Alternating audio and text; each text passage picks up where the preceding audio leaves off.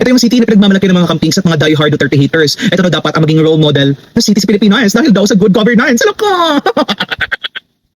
So right now nga, aside sa bumabaha ng mga addict sa lugar niya or sa syudad niya, I'm so sorry para sa mga people of Naga at nagkaroon kayo ng ganitong ka-incompetent na mayor na pinagmamalaki ng mga kakamping sa good governance. I'm really sorry na may ganyan kayo mayor at yung city nyo ngayon na may problema. And right now, hala, bumabaha din ng utang ang kanilang syudad.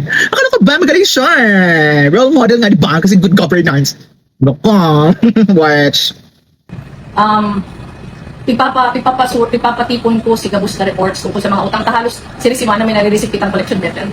Ang pinakahulit ang collection letter, igwang pigbaba na mga apparently, yung sabi sa Okan Finance Team, si Saldico. Ako Bicol, may binaba sa tuyang 100 million yata na mait. Di ko maintindihan, kami utang pala kita 3 million. Pero di ko arang ko sa ina pa duman si 100 million. So, ipo-project monitoring talin.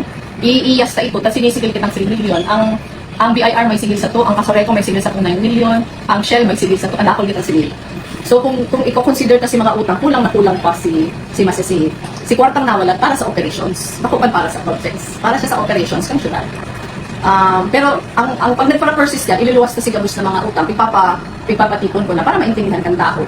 Nang ang walat na kwarta, ang sweldo sa tao, pang operations kang syudad. Pero, bako siyang walat na sobra. Itong pigsasabing surplus, kulang pa siyang pambayad sa utang. So surplus ang heading niya, pero bako man actually siyang surplus. In fact, pinag-uulayan din na kang budget, nadidikit-dikitan niya, makikiulay kami sa mga pinagkakautangan na kung pwedeng day one time, tangali, makaya pa. Na kung babayagan ka, Gabus mo niyan si mga utang, day kaya. Di ko alam kung today ready na silistahan nila ka mga utang, pero pagpatipon ka na last week kasi nabihan nga kita kaya statement kaya. Any follow-up? Now we have the Davao bus. These are only 10 buses. This is not the entire project. So it's supposed to be funded by the national government. But we cannot wait for that to happen. Since I think the national administration has other priorities as of now. So wala kayo nila mapuntok eh. But as you all know, Davao City is debt-free until now. So wala kita utang. Mao nang kaya nato mo gasto, mo palit ta og mga ingon ani nga sakyanan para sa inyo ha. Ato man eh.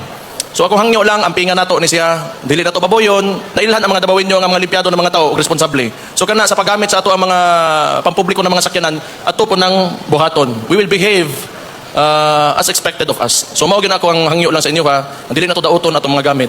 So ang tibuok project is moabot na sa og 70 billion. So medyo dako na siya. And unfortunately, medyo mula kayo dili aligned ang dili man po aligned pero the national government is not supporting us sa ing-aning nato nga kagustuhan. Pero I think and we believe that the Davaoenyo is ready to move forward. So mana diri sa tibuok Pilipinas, if I'm not mistaken, kita sa mga pinakauna, if not kita lang, ang ni-invest og ingon ani for public transportation. So congratulations to you mga Davaoenyo.